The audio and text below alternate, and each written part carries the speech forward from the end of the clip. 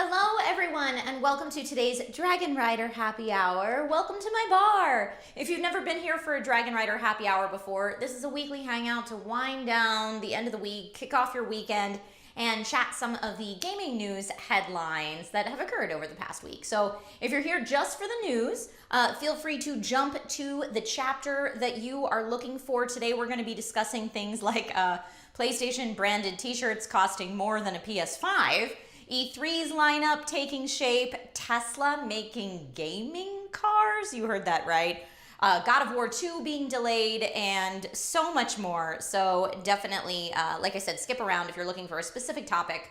But if you're here to hang out, welcome! Grab yourself a drink and let's kick back and relax. Steven Summers, thank you so much for the super chat, says, going to leave for my birthday dinner soon. Just wanted to say happy weekend and enjoy your vacation. Happy birthday to you, Steven. Thank you so much for supporting the channel. All right, so let's go ahead and bring in bartender Nate to see what we're making today. Hello, Nate. Hello, everyone. How are we today? Good. So today's drink, I apologize, it's not on the Discord, and it obviously gets pinned later to the video, but it's a classic margarita. So this drink, there are many urban legends on how it was created, and there are many different variations on how it's made. But the two things I would say that just about everybody is consistent with on ingredients is tequila and lime. Beyond that, the other thing that I've consistently seen in there is an orange liqueur. So you'll see that in the form of Cointreau or triple sec or orange juice or sour mix. This particular drink is tequila, lime juice, and Cointreau. It has a little bit of extra sugar in it because careful that you don't spill it on the laptop. Because it's very full. My wife likes a sweeter drink versus a sour drink. Yeah, so enjoy responsibly, and it's a great summer drink. Thanks, Nate. Bye. You're the best, and I will not spill this on my laptop. Yes, huzzah.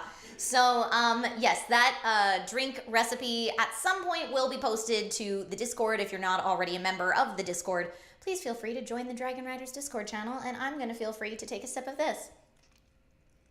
Hey, bartender Nate. Ooh.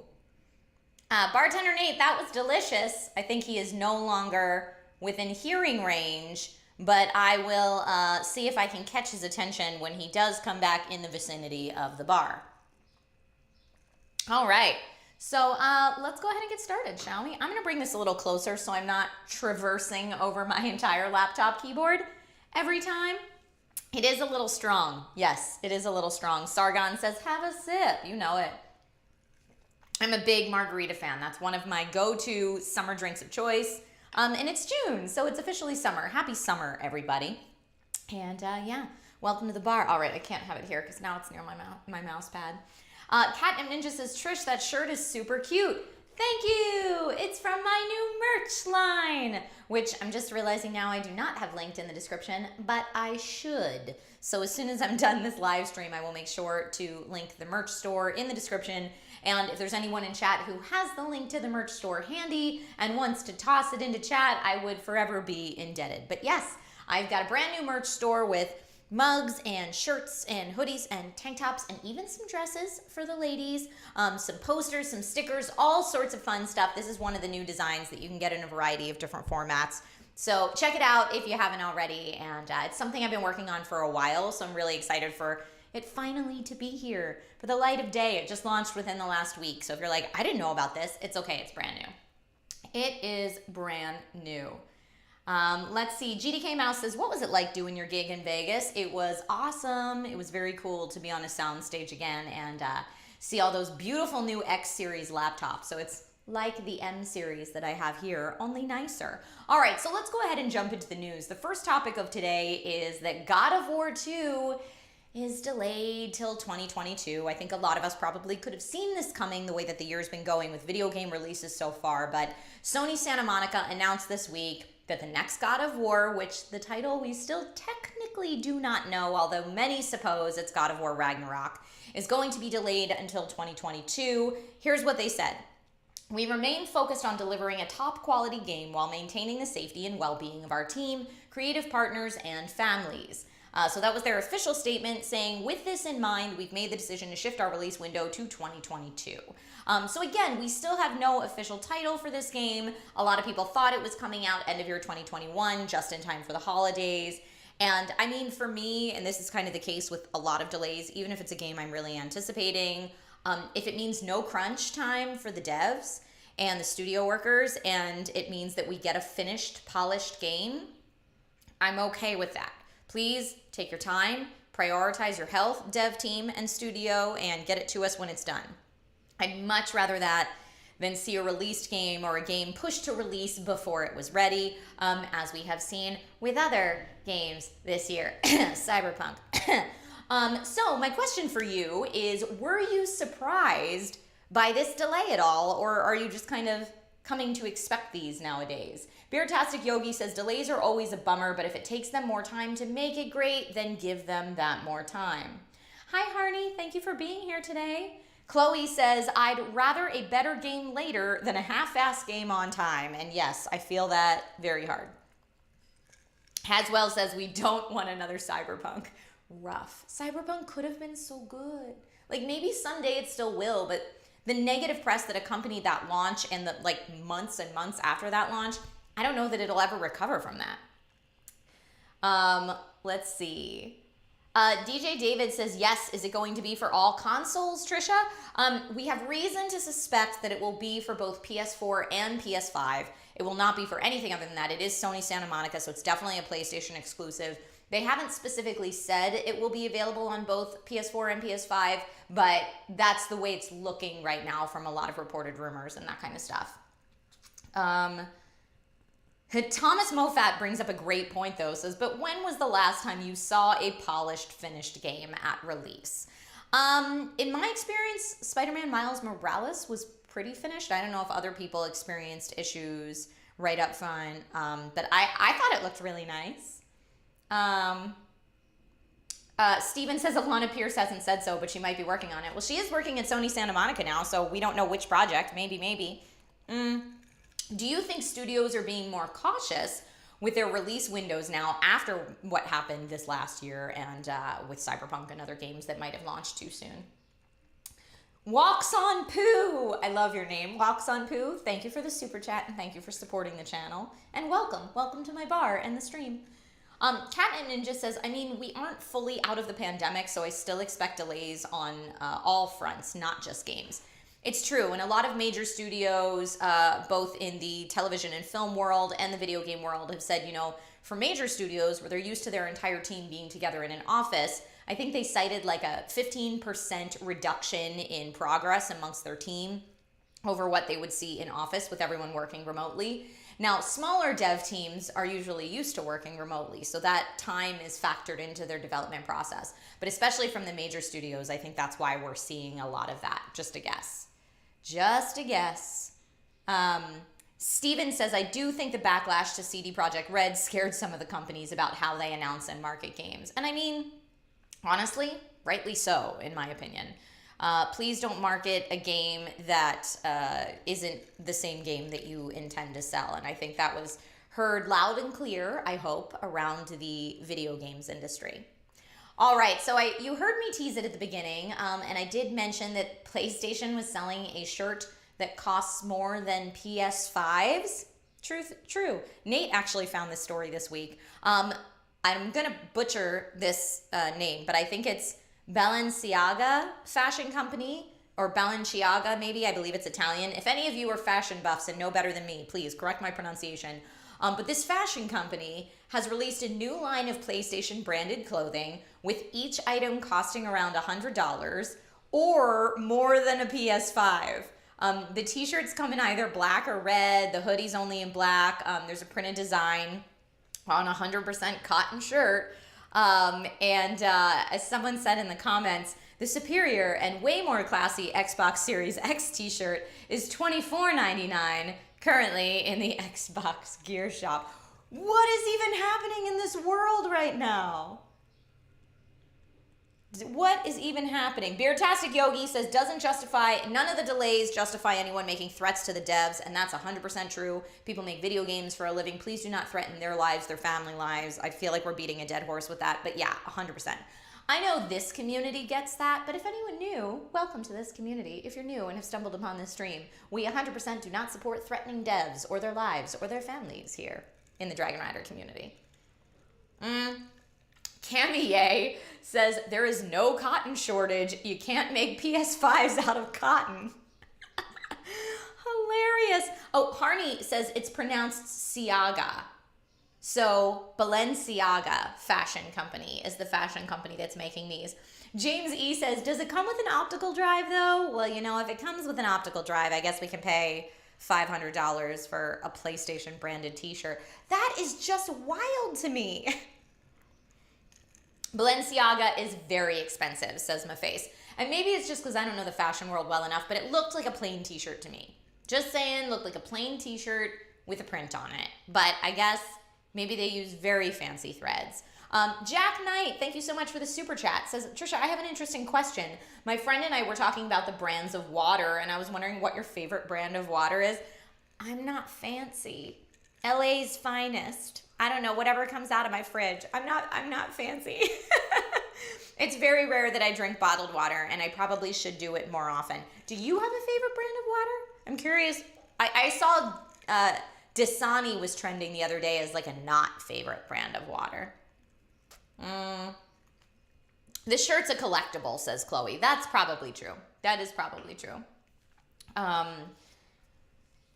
Cammy Ye says, I can't wait to see influencers wearing these to flex on one another. If I saw any of my friends rocking like a $500 t-shirt, I feel like I would just have to give them a wrath of crap forever.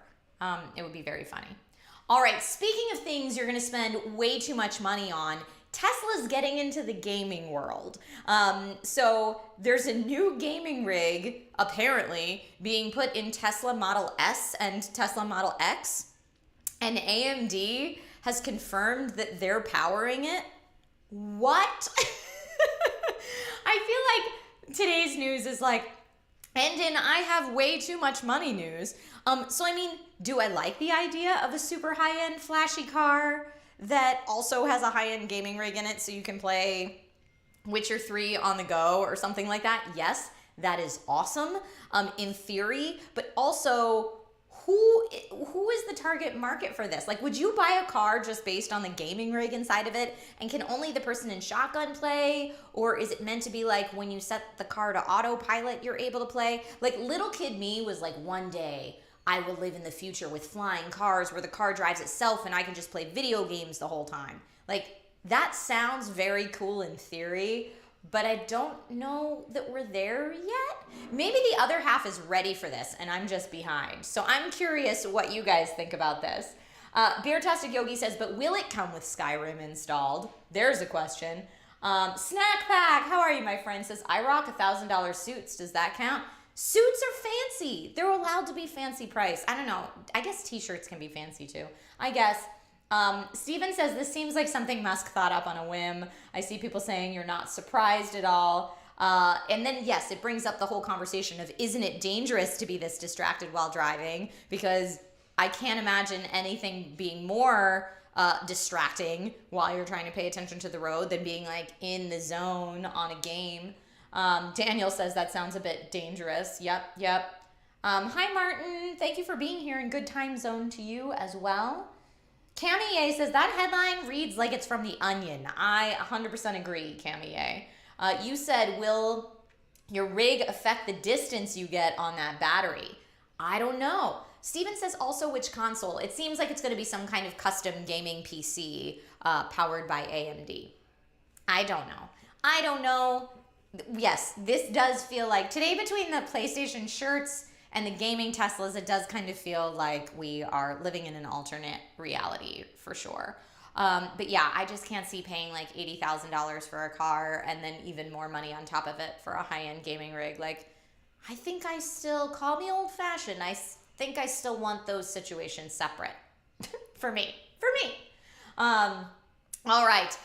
Speaking of AMD and high-end gaming rigs, NVIDIA has had DLSS, deep learning super sampling, out for a little bit, and it helps to improve the performance and the image optimization of your games if you're using an NVIDIA GPU. So AMD has come out and been like, we have our version of super sampling, and they are calling it FSR. It stands for Fidelity FX Super Resolution, I believe. And it is their own super sampling technique that is supposed to boost performance and image quality in supported games. And it's going to launch on June 22nd. Now, before you say, wait a second, Trisha, none of us can get our hands on any GPUs, so what good is this to me? FSR that AMD is coming out with at the end of this month is going to work on GPUs both new and old, and it's open source. So NVIDIA's DLSS only works with NVIDIA GPUs. AMD is like, we're making it for everybody. And the good news about this is if you are someone who has not been able to get a recent or hasn't gotten a GPU in the past couple of years, say you're rocking, I don't know, a GTX 1060 or something like that, which is still a decent card. This FSR put out by AMD, you could still use it on an older NVIDIA card. So that to me is exciting. Now people have come out and said, hey, before you call this a DLSS replacement, we haven't tested it yet. AMD put out their benchmarks, but you can never really trust the benchmarks that come out from that specific company.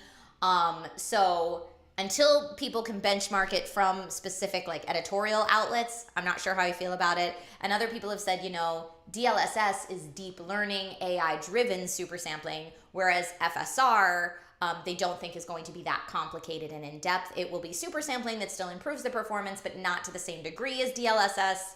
We shall see.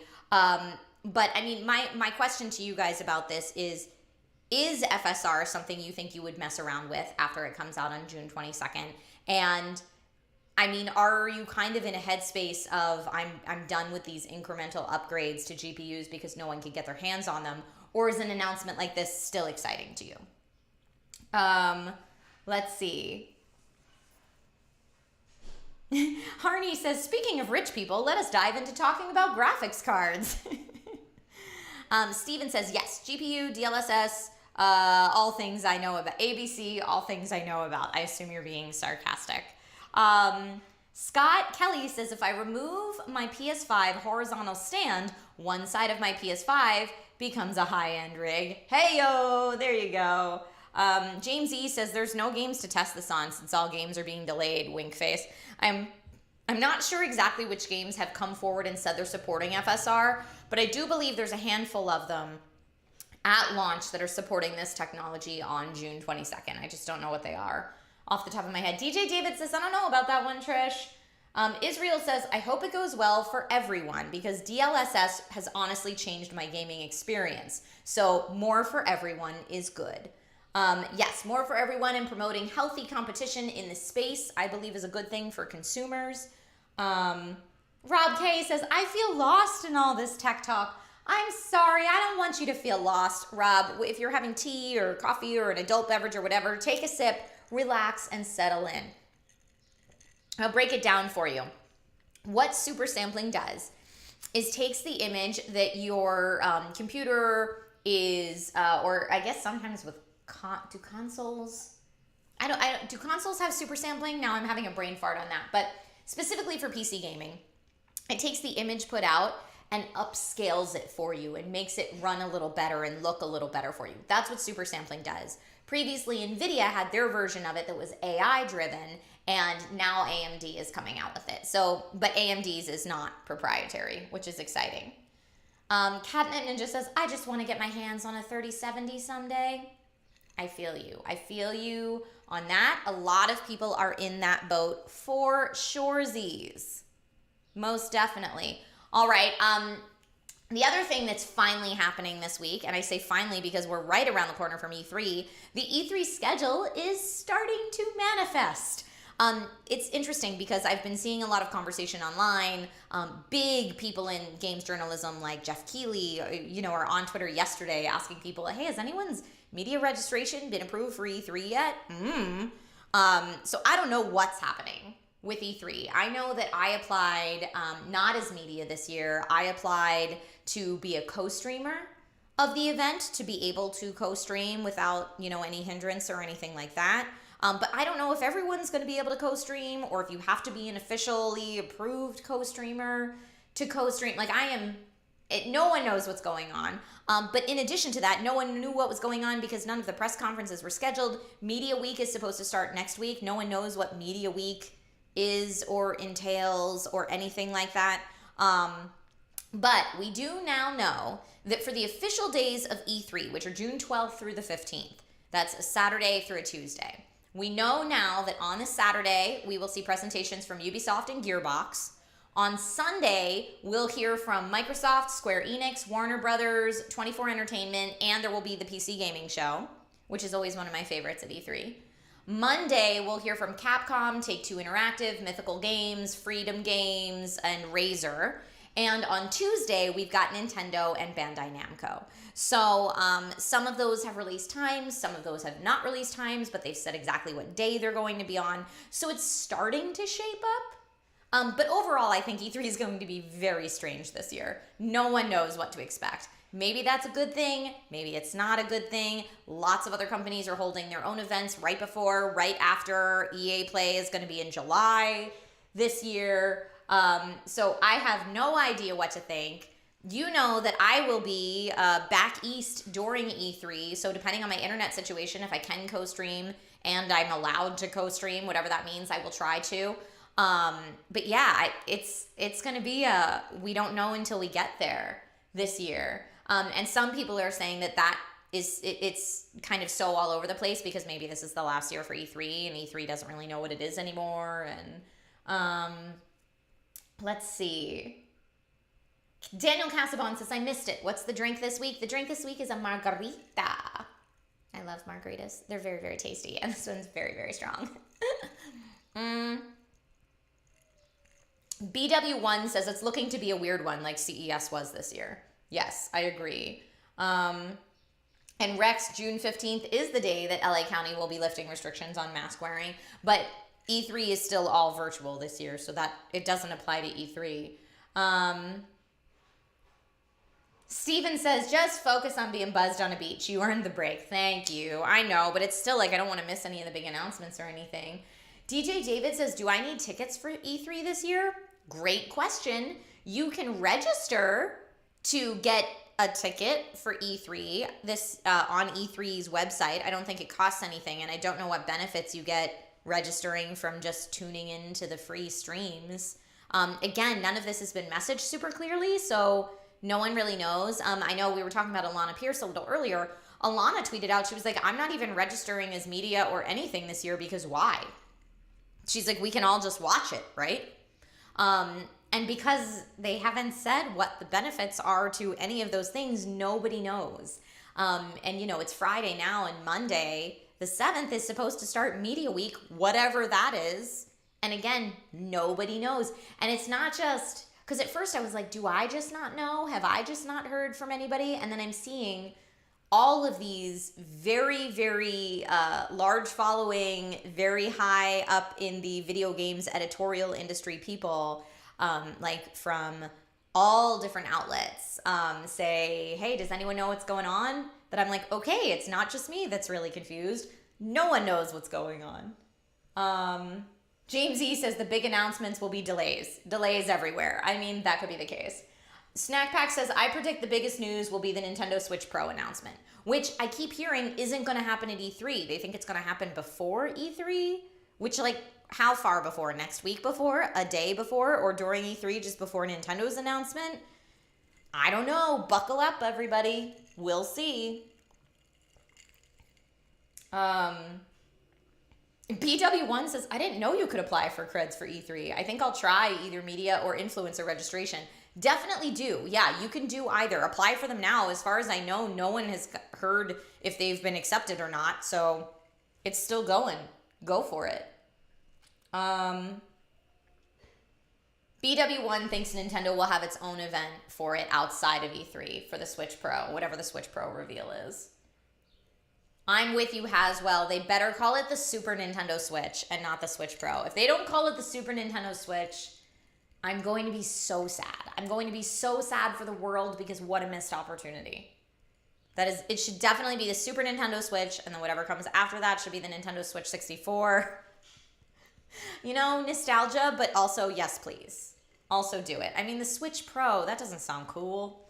Come on. Let's see. Half-Life 3 and GTA 6 will be revealed to be the same game. Don't even. DJ David says, how can I apply for E3? I believe the website is e3expo.com.